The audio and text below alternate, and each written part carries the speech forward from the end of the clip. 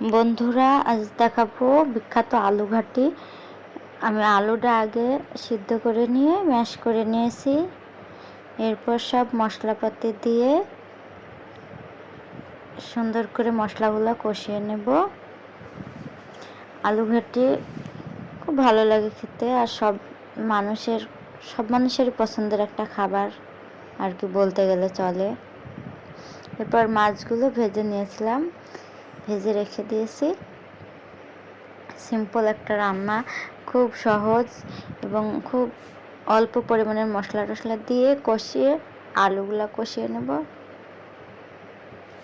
আচ্ছা, কে কে আলু ঘাটি খেতে পছন্দ করেন আর কোন জেলায় কিভাবে কি রান্না করে একটু বলে যাবেন।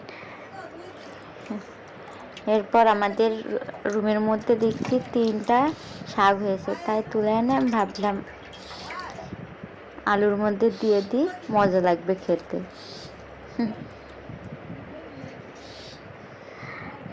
কার কার খেতে পছন্দ আমাকে একটু কমেন্টে জানায়েন। আর সবার দাওয়াত থাকলেও আমাদের বাড়ি। তো হয়ে গেছে, এবার মাছগুলো দিয়ে নামিয়ে ফেলবো। মাশাআল্লাহ, দেখতেও যেমন সুন্দর হয়েছে, খেতেও তেমন সুন্দর হয়েছিল।